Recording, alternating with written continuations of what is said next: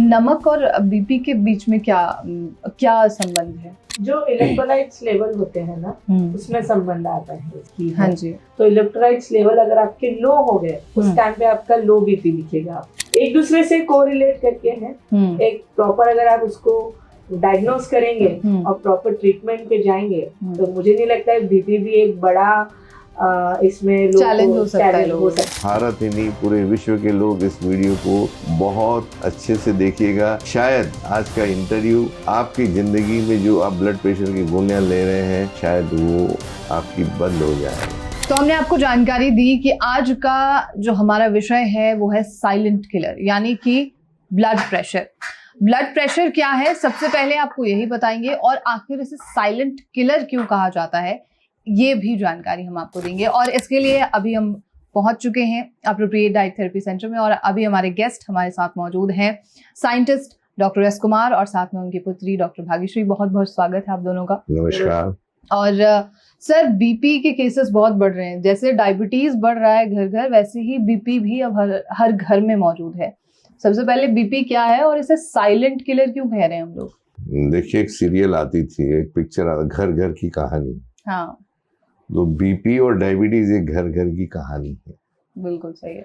हर घर में ऐसा कोई नहीं मिलेगा जिसके घर में कोई किसी इंसान को बीपी ना हो, डायबिटीज ना हो।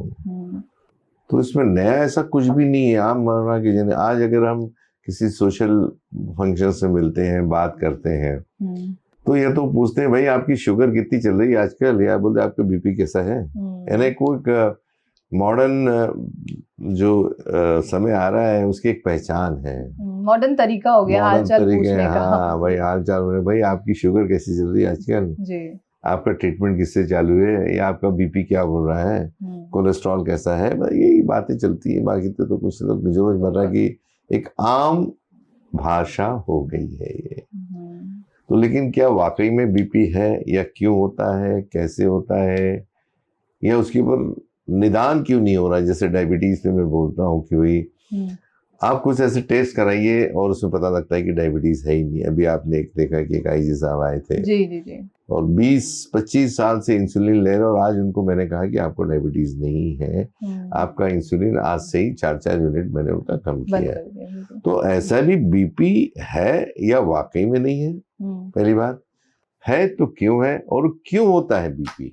बिल्कुल, ये जानना बेहद जरूरी है। ये जब तक डायग्नोसिस नहीं होगा उसका सोल्यूशन कैसे पाएंगे आप? बराबर है। बिल्कुल। आपके हिसाब से ब्लड प्रेशर क्या होता है, बताइए। प्रेशर ऑफ ब्लड का बढ़ना, अधिकतर लोगों को। भाई, जब कोई भी लिक्विड अगर कहीं से भी फ्लो होता है तो प्रेशर तो आएगा ही उसमें। बिल्कुल। तो नया क्या हुआ उसमें ब्लड प्रेशर?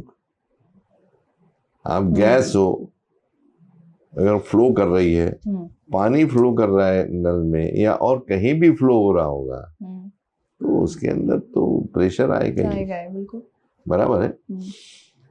तो आज ब्लड प्रेशर ऐसा कोई हर आदमी को 1, 2, 3, 4, 5 गोलियां चलती रहती है ब्लड प्रेशर की। सही है, गलत बोल रहा हूँ? बिल्कुल सही है। लेकिन उसके बावजूद तो ब्लड प्रेशर ठीक नहीं होता है। तो उसका कारण क्या है?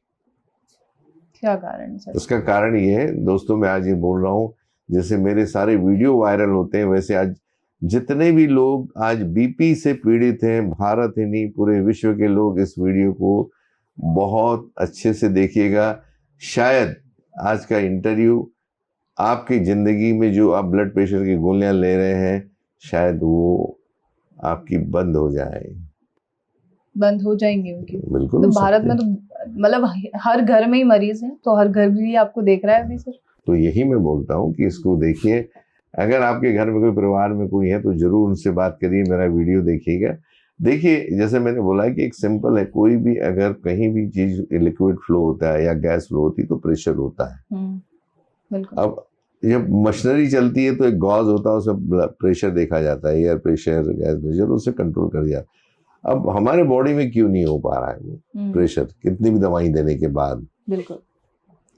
तो सबसे पहले मैं बताऊंगा कि होता क्या है। हमारे बॉडी के अंदर जो ट्रांसपोर्ट सिस्टम है ब्लड का, ब्लड लिक्विड है इसको, और पूरे हमारे 98,000 किलोमीटर प्लस हमारी आर्टरीज होती हैं जो एक दूसरे से कनेक्टेड है, यानी पूरे वर्ल्ड का चक्कर वो लगा के आते हैं, इतना एक दूसरे से जोड़ दिया जाए ना तो इतनी लंबी बन जाएगी वो। बिल्कुल।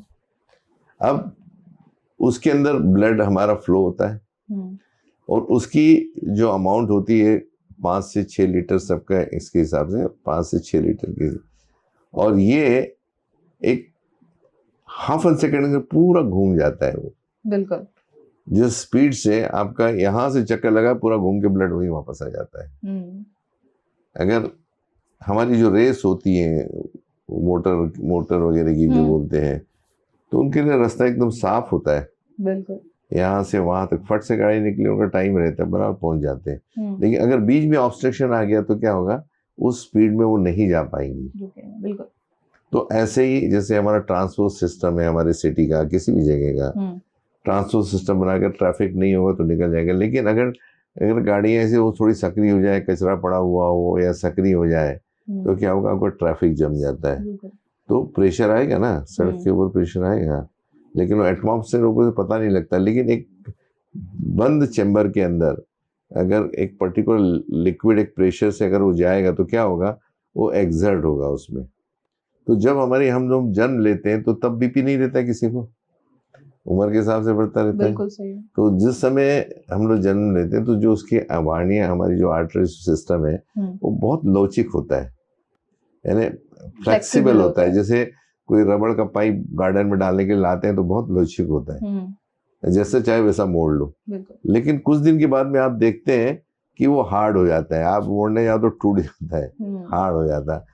ऐसे ही हमारा जो सिस्टम है हार्ड हो जाता है और उसका डायमीटर कम हो जाता है अंदर से। तो हार्ट तो पंप स्टेशन है आपका, वो 6 लीटर जो ब्लड है वो बिल्कुल स्पीड से भेजेगा। तो अगर उसकी सक्रिय अगर दीवारें हो गई हैं, अगर उसका डायमीटर कम हो गया तो प्रेशर से जब जाएगा तो जो प्रेशर वो एक्सर्ट होता है बाहर, और उसको ये ब्लड प्रेशर बोल रहे हैं। ओके। डायमीटर कम हो गया, आपका लिक्विड उतना ही है, ब्लड तो पंप अपना करेगा, मोटर फेंकेगी, उसको पंप बोलते हैं हम लोग। तो क्या होता है, एक्सर्ट हो जाता है, तो आपको बीपी है, आप फिर 1 गोली ले रहे, 2 दे रहे, 3 ले रहे, तो भी कुछ नहीं है। तो ये होता क्यों है, ये सबसे बड़ी बात मैं आप सब लोगों को बताना चाहता हूँ कि मेरे कई वीडियोस में और आज भी बताना चाहूँगी, बाई डिफॉल्ट हमारी बॉडी अल्कलाइन है। हमें अल्कलाइन फूड लेना चाहिए, जो 7.4 pH की मैं हमेशा बात करता हूँ। लेकिन 90% फूड हमारा जो भारत का है वो कल्चरल है, इमोशनल है, ट्रेडिशनल है, और हम मास साइकोलॉजी में जीते हैं। तो अगर कोई भी चीज अगर हम एसिडिक लेते हैं, चाहे हम शक्कर खाएं, टाटा नमक खाएं, नॉनवेज खाएं, फ्रूट्स, कोई भी एसिडिक चीज खाते हैं, तो अगर हमारा पीएच अगर आपका कम हो गया जी, हमारी बॉडी टोटली कोलैप्स हो जाएगी। क्योंकि किसी भी चीज का शरीर में जाने के बाद उसका एब्जॉर्प्शन, एसिमिलेशन, इंटरेक्शन और एक्सक्रीशन होता है। और इस चीज को, इस रिएक्शन को करने के लिए हमें बहुत सारे एंजाइम लगते हैं हमारे बॉडी के अंदर। 75,000 से ज्यादा एंजाइम्स हैं जो एक रिएक्शन को आगे लेके जाते हैं, दूसरे रिएक्शन को फिर आगे लेके जाते हैं। तो विशेषता एंजाइम्स की ये होती है, जो साइंस के स्टूडेंट होंगे उनको मालूम होता है। कोई भी एंजाइम जो है 2 कैरेक्टर पे चलते हैं, एक तो टेम्परेचर, दूसरा होता पीएच। तो ब्लड आपका टेम्परेचर 98.4 बिल्कुल फिक्स है, बिल्कुल सही, वो कभी चेंज नहीं होता है। लेकिन पीएच आपका बदलता है अगर आपका डाइट एसिडिक हो, और जैसे ही एसिडिक होगा आपका जो रिएक्शन अगर कंप्लीट नहीं हुआ तो बॉडी आपकी कोलैप्स हो जाएगी। अच्छा, आपके एंजाइम्स डीएक्टिवेट हो जाएंगे। जैसे आप यहाँ से आए, आप कार से आए, फिर लिफ्ट से आए, फिर आपने स्टेप्स लिए और अंदर आए, अगर ये नहीं रहेंगे तो आप अंदर आ नहीं सकते। तो उसको, वो जो कनेक्टिंग से, उसको एंजाइम समझिएगा आप। अच्छा। अगर वो खराब हो गए तो आप अंदर आ ही नहीं सकते ऑफिस के अंदर। तो ऐसी जो हमारी जो श्रेणी है वो आपकी खत्म हो जाती है। तो उसको अलाइव रख, बॉडी की ऑटोनोमस सिस्टम है, तो पीएच को एडजस्ट करने के लिए हमें अल्कली लगती है। तो alkali is found in our body in the form of calcium in the bones. तो जब हम कोई भी एसिडिक चीज हम लोग लेते हैं तो calcium is eroded from the bones, और वो हमारी जो इंटरनल, हमारी जो जितनी भी आर्टरीज हैं, क्योंकि हमारी आर्टरीज है नेगेटिवली, हमारी बॉडी नेगेटिवली चार्ज है और कैल्शियम है पॉजिटिवली चार्ज, तो मेल फीमेल करके फट से पकड़ लेता है और अंदर से पूरी तरह की हल्की सी परत बन जाती है। जैसे आप देख रहे हैं जो शीशा है एकदम क्लियर है, अंदर से हमने इस फिल्म लगा दी, ओपेक हो गया, तो समझिए ये कैल्शियम प्रेसिपिटेट हो गया। तो जो ग्लास है उसकी पारदर्शिता खत्म हो गई आपकी। जब पारदर्शिता खत्म होगी तो उसकी प्रॉपर्टी खत्म हो गई है आपकी, पारदर्शिता। तो पारदर्शिता खत्म हो जाएगी तो वैसी हमारी जो इंटरनल जो आर्टरीज होती है उसको हम एंडोथेलियम बोलते हैं, एंडोथेलियम। तो एंडोथेलियम अगर आपका ब्लॉक हो गया तो वहां से जो बनने वाली एक नाइट्रिक ऑक्साइड करके जो गैस होती है वो बंद हो जाती है, जो इलास्टिसिटी के लिए रिस्पॉन्सिबल है। अच्छा, ओके। अब नाइट्रिक ऑक्साइड बनाओ तो हार्ड हो गई, अब ये कड़क हो गया, तो आपका क्या हो गया कि उसमें से ब्लड प्रेशर आपका जैसे ही देखेंगे तो बढ़ा हुआ आता है। ओके। तो अब उसको कम कैसे किया जाए, बड़ा मुश्किल है। बिल्कुल। तो मैं उदाहरण देना चाहूंगा, एक पंप है उसको मोटर बोलते हैं, उसका एक आरपीएम 2400 का आरपीएम है, तो अपने स्पीड से बहेगी। अगर उसका मैंने आरपीएम कम कर दिया, उसकी जो घूमने की क्षमता है 400 आरपीएम से मैंने 2000 पे ला ली 24 से, तो क्या होगा, ब्लड वो धीरे फेंकेगा। ओके। धीरे फेंकेगा तो प्रेशर नहीं आएगा, तो आपका ब्लड प्रेशर कम लगता है दिखता हुआ। लेकिन कुछ लोगों को ब्लड जैसे हाई होता है ब्लड प्रेशर, तो कुछ लोगों का कम भी तो होता है। नहीं, वो बहुत विरले लोग हैं। उसमें हार्ट का पंपिंग अगर कम हो गया तो नेचुरली कम आएगा ना, उसमें हार्ट में डिफेक्ट होता है उसमें। अच्छा। तो उनका आरपीएम कम कर दिया उन्होंने। तो होता क्या है कि हमारे beta blocker, calcium channel blocker, ये ओवर दिए हुए हैं, तो हार्ट का जी पंपिंग है वो थोड़ा थोड़ा कम कर देते हैं हम लोग। पंपिंग कम हो गया तो क्या हो गया, प्रेशर कम हो गया, तो प्रेशर आपको लग रहा कंट्रोल में आ रहा, लेकिन इसी समय आप अपने हार्ट को मार रहे हैं।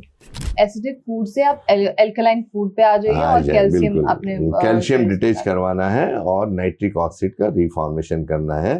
तो जैसे आप बचपन में आपकी 10, 12, 15 साल के समय में जैसी आपकी एक लवचिकता होती है आपकी आर्टरियल सिस्टम में, वो फिर से आ जाती है, तो ताकि हर चीज अपने आप बराबर होने लगती है। तो जो मेडिसिन ली जा रही हैं अभी भी हमारे देश में हजारों की मात्रा में अभी हर आदमी ले रहा है और मेडिसिन ले रहा है। तो काय की ले रहा है, वो तो उसकी तो कर ही नहीं है, ब्लड प्रेशर कम करने के लिए ही नहीं रहा है, वो तो उसको लग रहा है वो तो हार्ट की कमजोरी, हार्ट को कमजोर कर रहा है।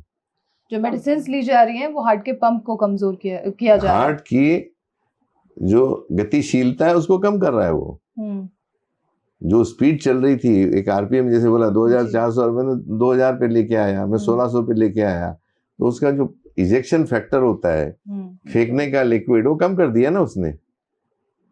तो ऑलरेडी जो आज की जो संकरी चीजें हैं वो तो वैसी की वैसी है, उसका डायमीटर कम हो गया तो वो तो बराबर आएगा ना। वो BP medicines are harmful for heart, right? For all of anything which is going inside the body, for anything is harm, सभी को मालूम है, मेरे बोलने से नहीं होगा, right. लेकिन आप उससे ज्यादा ब्लड प्रेशर के चक्कर में आपके हार्ट को वीक कर रहे हैं आप।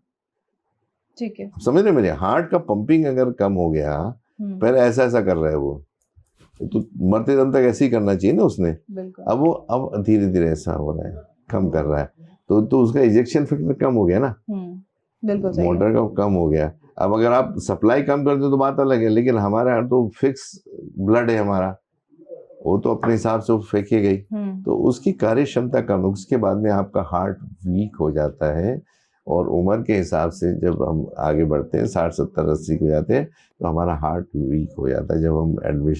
जब इसको हॉस्पिटल में एडमिट किया जाता है तो फिर बोलते हैं आपका हार्ट काम नहीं कर रहा, आपकी किडनी काम नहीं रही है। मैंने अभी वीडियोस में आज से बोलना कर दिया है कि मैं विद्यार्थी हूँ, था और रहूंगा, तो आज से मेरा नाम विद्यार्थी डॉक्टर एस कुमार। बहुत बेहतरीन। और आज से हम आपका इंट्रोडक्शन भी ऐसे देना शुरू कर देंगे। बोलिए, क्या दिक्कत है? बिल्कुल ठीक है।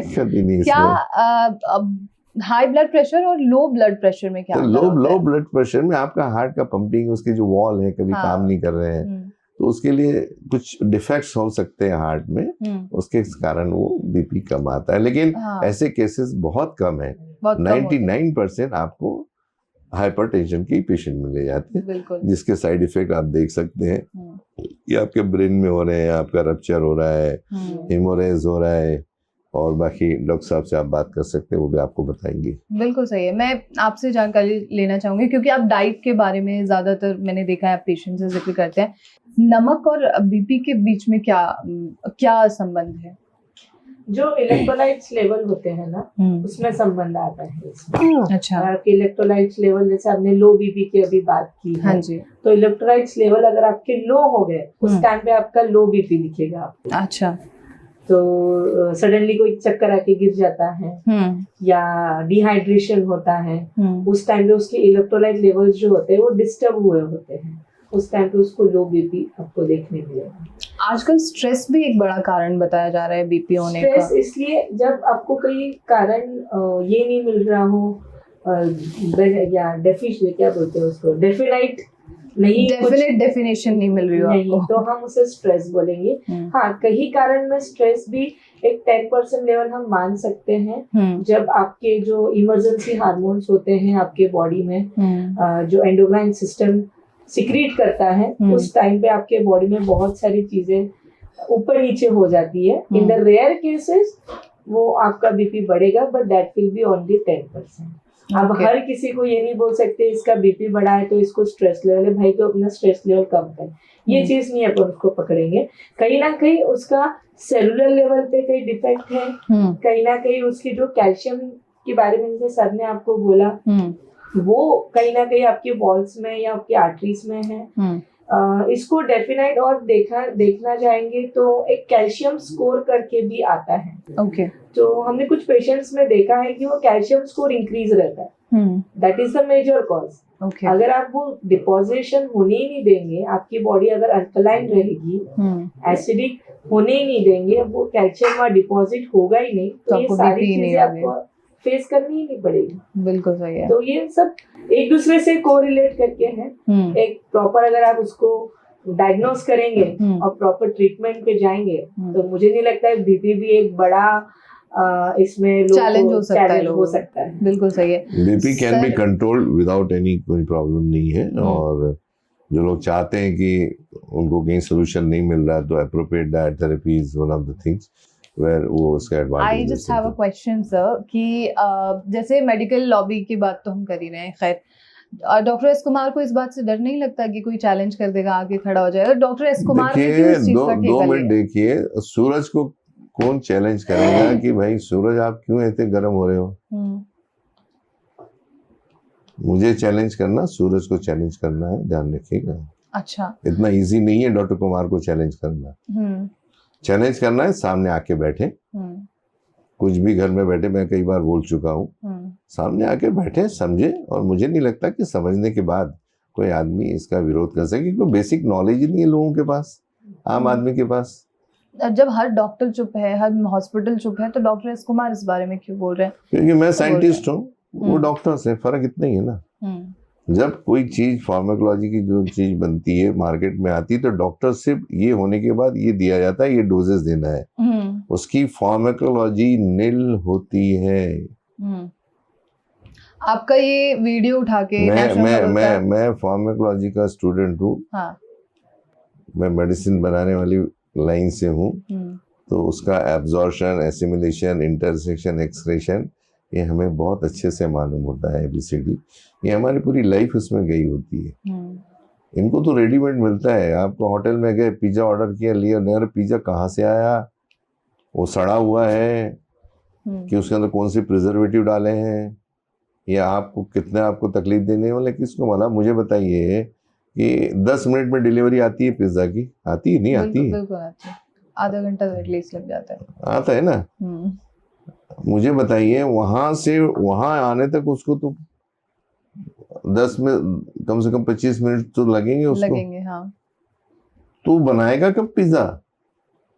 होटल वाला पहले बना के रखा हुआ है। बना हुआ कितने दिन का पड़ा हुआ है, सड़ा हुआ है, उसमें कीड़े हैं, उसमें कौन सा प्रिजर्वेटिव डाला है, कोई नहीं जानता, किसी को नहीं मालूम है कितने दिन का है, उसके अंदर क्या डाला है इसको ये रखने के लिए, फ्रेश रखने के लिए।